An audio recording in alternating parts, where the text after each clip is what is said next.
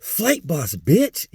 For sure. You're now listening to the Mind of an Antares Moon. I'm the Royal Archangel Uriel, and I'm here to carry out God duties and motherfucking responsibilities. And this video right here is going to be about non-planetary alignments and non-house placements that may prevent you from motherfucking manifesting in your life. So look at your chart so you could dive deep into this motherfucker and see if you have these alignments or these house planets. And this may be one of the main reasons why you're not manifesting in that area of life, or why you're not manifesting with your characteristics, because your planetary alignments are your characteristics. Your house placements is the area of life that your characteristics is planned out through, moving through, transitioning through, progression through.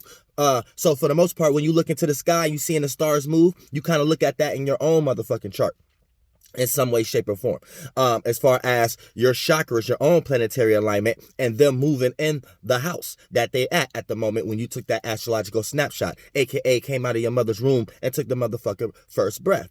Now, here's the thing, right?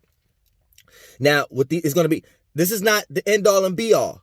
The purpose is to know what you need to adjust. So for the most part, if you have one of these house alignments, one of these house placements, you know what you need to adjust to make these things go more in your favor. And you know you might have to work a little harder than others in that area of life, but just knowing that is half of the battle. And when you start to actually go through that battle and win the war, you actually get yourself into a position that nobody can take you out of. Nobody can trick you out of that position. AKA, you will see many come and go in that position, but it'll be a hard time for someone to take you out of that position, if you know what I mean. So life is hard, but once you get to a circumstance and build a stepping stool for yourself, motherfuckers who didn't know how to build that stepping stool, they come and go because they was on other stepping stools. That's another video. So we're going to get into this shit. So let's start off with the planetary alignments. Now, Moon opposed Venus. Now, if you got Moon opposed Venus right here, now here, let me break this down first. Our emotional state is how we manifest. Our emotional states are our chakras, our thoughts and our feelings and things of that nature. So keep that in mind. So when we got a bunch of thoughts and feelings, it start to develop into an emotional chakra, aka a wheel. And with that wheel, we can wheel things into our existence because it become a pointing system at that point. Because you see what I'm saying? Once it becomes that point, that chakra, that emotion, you was already making points previously. The fire, the image, the triangle. Then you added another point to it to get to the water, was the fourth point, and that's going to lead you to understand the flow of something, the vibration of that frequency. And then once you step into the 5 point, it's actually a seal. The frequency have actually turned into a vibration. The motion pick have turned into a motion picture. Now, you know what I'm saying? The picture is in motion. Now, you see what I'm saying? So the mode is the energy, the E is now in motion. So it's energy in motion. You know what I'm saying? That's the same term. So this is how we actually manifest. So sometimes you could be in certain emotional states by default because of the spaceship, the mind, the chakra, the solar system that you created when you took your first breath and had that astrological snapshot. The way these are aligned, sometimes as a spirit, when you jump into these waters, it make you swim in a certain way. And when you feel like you are these things, because these are your creation, so at times we all fall short, you feel like you manifest these things by default in your life. And if these things are negative, this is what we're getting into right now. So there's a yin and yang to everything, but I'm just breaking down the negative attributes based upon the alignments that share more percentage level of negative possibilities that can play out. Now, here's the thing. Moon opposing Venus, right? 1, for the planetary alignments. Feeling unworthy or not deserving. So, you know, with the moon opposing Venus, this could kind of put you on a 24/7 basis until you go through enough situations in your life to get up out of that shit, get up out of that funk. By default, it's going to put you into a lot of situations where you're going to feel unworthy or undeserving or feel uncomfortable when love is actually getting expressed to you via person, place, or thing in some way, shape, or form. And you may think something is up or with the situation or circumstance. And just being in that feeling, you manifest things to go in that favor. And you might not like things going in your favor, but that's your favor because that's your alignment. Moon opposing Venus. So you might manifest you not being able to attract the love, whether that's a person, place, or thing, or the appreciation or the value for something or feeling valued that you actually see fit spiritually. And that would manifest you not being able to manifest in all levels of things that you want to go into as far as your pleasures. Now, Saturn, 2. Saturn square Mercury. This is going to be thinking too hard. Thinking too hard about simple things. So things that can be very simple, these are things that you may think very hard about when you have Mercury squaring Saturn. And when you think too hard about something, you actually build resistance and build a further distance away from whatever object that you're trying to reach to, that you have created as an idea, a numinal, or a goal that you're trying to reach. Esoterically, to bring down here in the physical realm. 3. Sun square Neptune, unable to see your gifts or your worth. So when you have Sun square Neptune, this is something that you have to learn. You get placed into a lot of scenarios in your life where you have to learn your worth, learn your gift, and all this self-doubt or self-delusion that you have about yourself. You actually have to go through enough situations that force you to express yourself enough so you can actually see that things are not like that. What's ever on your mind will be a self-delusion a lot of times when you have the Sun square Neptune. So this is what you would have to learn. But now that you know this is one of your ways of why you don't manifest, now you can just jump into this yourself without having the universe and these alignments create circumstances for you. You know what I'm saying? You can actually understand and create your own worth yourself without having to sit and not understand it and being in some type of self-delusion based upon you trying to come up with other people think or feel, you being in your own la-la land, having Sun square Neptune. Now, 4, Mars conjunct Venus. Now, the problem with this is here, too passionately invested into your pleasures. So if you stay in a low vibrational area, your pleasures is going to be very low vibrational and magic square like based upon the shadow government. So based upon you having a Mars conjunct Venus, you would go to an extreme energy to get these things in your life. So this is how a lot of people in urban areas get killed over relationships based upon being too passionately invested in a pleasure or something that they love. So keep that in mind. And this is why you don't manifest things to go in your favor or manifest the right relationships based upon what you are too passionately invested in, thinking that is something good that look good ahead of time without seeing that as it actually good for you in the end results. AKA having foreknowledge before we reach the 5 point, the 4 point. Idea, problem, solution, conclusion. If you're a person who know how to understand the 360 or overall outlooks of conclusions, you are a person who will begin to have foreknowledge. Now 5, Sun square Jupiter. Now with Sun square Jupiter, not seeing where you need to expand. So if you have Sun square Jupiter, this might be a reason why you're not manifesting in your life, because you may not necessarily be paying attention to the areas that you need to expand at. And it might be people, places, and things that's showing you that you need to separate from what you're into. But for the most part, you thinking you're smarter than what you actually are. You may come up with extra high or wise ways of justifying the lostness that you are in that's preventing you from manifesting. So keep that in mind. Also, once we start to talk about the 5, Sun square Jupiter, this can make you not see where you need to motherfucking expand in some way, shape, or form. Now, also, we got Sun trine Venus, giving too much, and this is 6, Sun trine Venus, giving too much of yourself away to others when you got the Sun trine and Venus, because you got this gift to give your talents or your energy to others, and you've been receiving good energy early in life. But later on in life, you're going to start, the more you want things to go in your favor, you're going to start to realize that you don't have that same support system for you.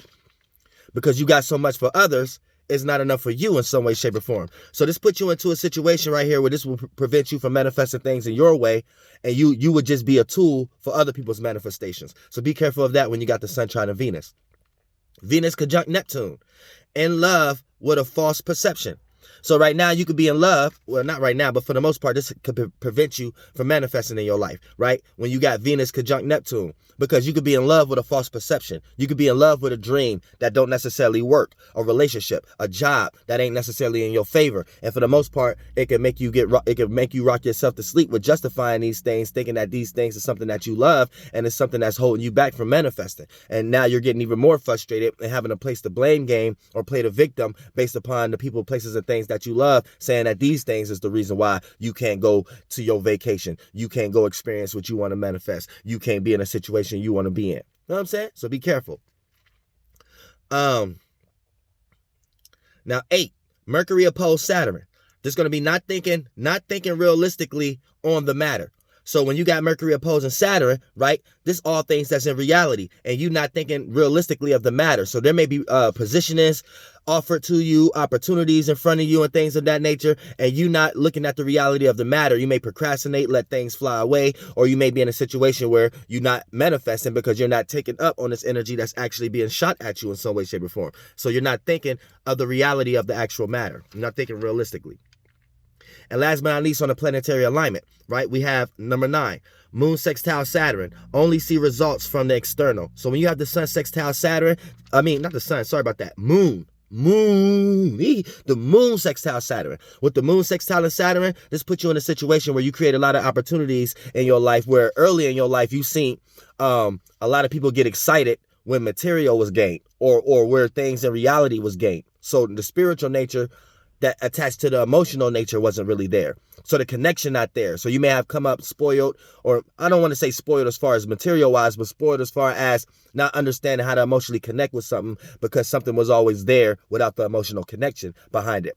AKA, the goal was already always there, but the struggle wasn't there. So a person who's at a goal without going through the struggle, they're not going to respect the struggle. They're only going to jump from goal to goal, and then anytime they have to struggle, that's when their life seems like it's the worst thing possible. So when you have Moon sextile and Saturn, right, later on in life, or when you start to get older or on your own, you start to realize that nothing is real unless you see results. And this could be very things that's real. You get certain messages, certain feelings, certain intense energies and thoughts. And these are very real, but you will bypass these things if you don't actually see the results. And this is a person that make a hard head, soft ass type of individual also.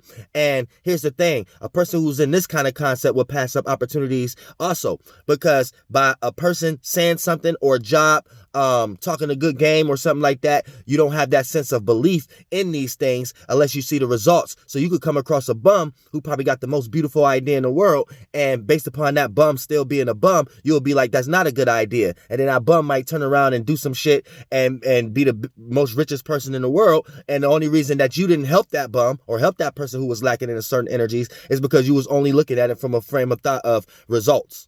See what I'm saying? So you got to be careful. You will prevent yourself from manifesting in certain areas when you have Moon sextile and Saturn. Now let's run down the houses.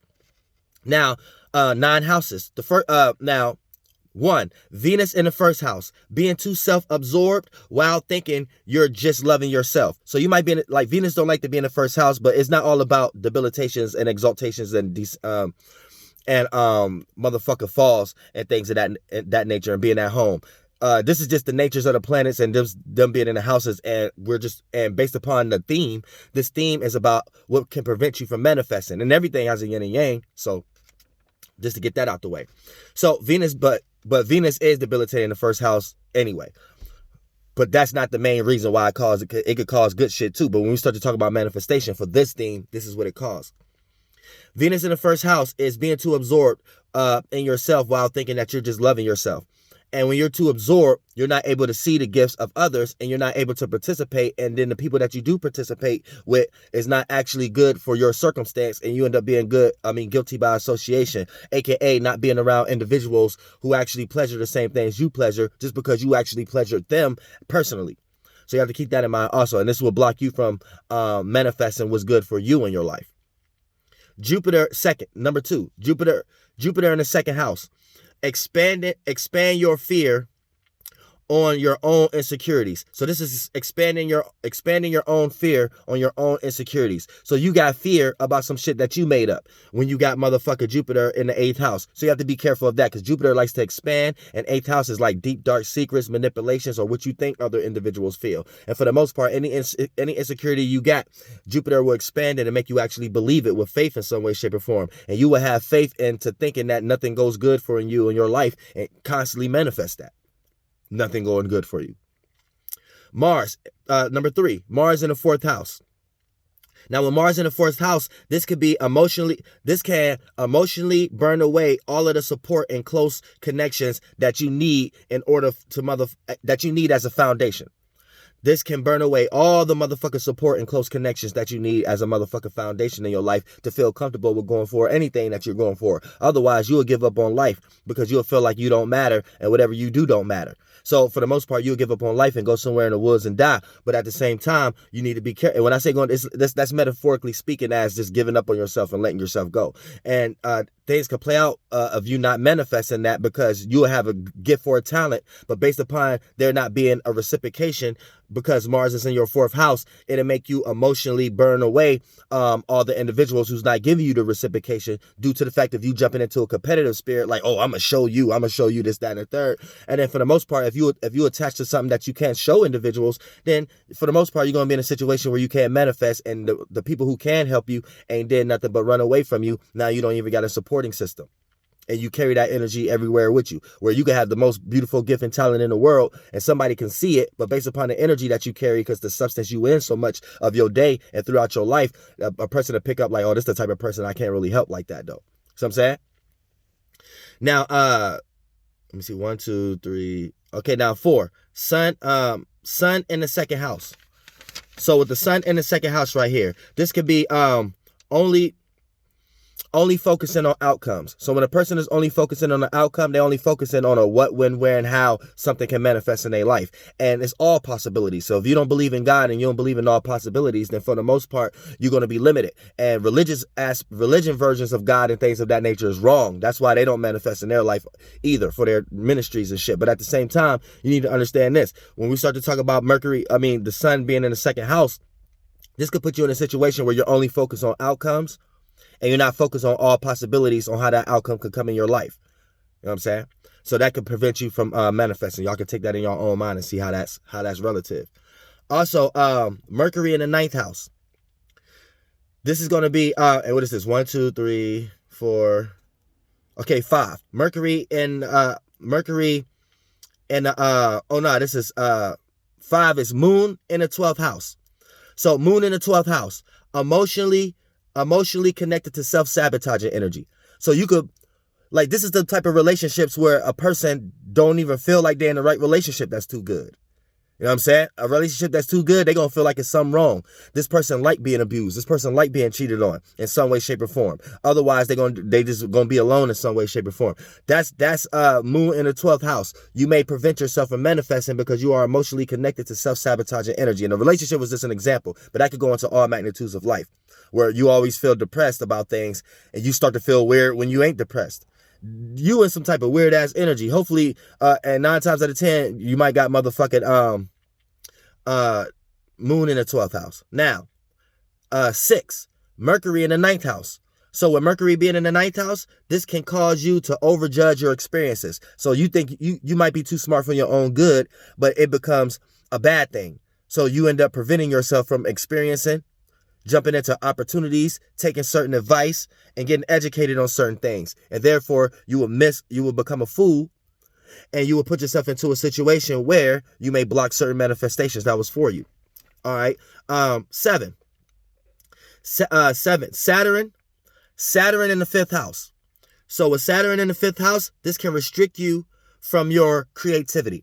So you might overthink or make yourself think that you gotta work extra hard in another area just to support your creativity or the way you express yourself. And you might start feeling like if you don't have these things or have this object, it ain't worth expressing your creativity, because your creativity ain't going to look like the way you see it. AKA the way you see it is the light that's there. Saturn is in your 5th house. So you see it through that filter and you see it realistic or like a status, like, or a foundation, or realistically in some way, shape, or form. So when we talk about the 5th house, this is more of creativity and imagination and what you're going to do with it to express yourself. So when you do that too realistically in the world, you think you might need a certain amount of money, or you might have to look a certain part in order to express yourself creatively. And if you don't look that part, you might hold back on expressing yourself creatively, or having fun and enjoying yourself, or expressing what you're entertaining yourself about. And then slowly but surely, that's how you rock yourself to sleep into not manifesting. Okay, and then 8, Saturn in the 3rd house. Creating limited circumstances and friends. So when you got Saturn in the 3rd house, you can always find yourself in situations where you are restricted by friends, that might try to tell you advice or give you type of different logic or communicate with you on what you about to do ain't right. Or you might already be in an energy where you like to listen to your friends first, or the people you close to in your environment or your surroundings, because you think that's the realistic thing to do and you think that's reality, until you learn or you go through enough situations in your life that you have to learn how to get out of that reality. That reality wasn't for you. You know what I'm saying? Or you'll waste your time not manifesting. And then last but not least, 9, Uranus in the 10th house. This is going to be constant changes that goes on to make you feel uninspired to go for your goals.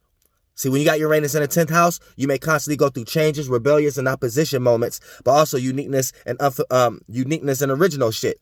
And for the most part, once it's something so unique and original, and you're left to come up with your own thought and feeling, and if it's some bullshit you're going through and there's no example of how to handle that situation, you're going to feel the utmost like you're doing the wrong thing at that time. And that's when you're not going on your own path, and you're not going to see your own residuals and bear your fruit from your own tree that you're going. And you're going to plant bad seeds, and then for the most part, you're going to prejudge, and you're going to try to do something like other people. And then for the most part, that's when the manifestations is not going to work in your favor.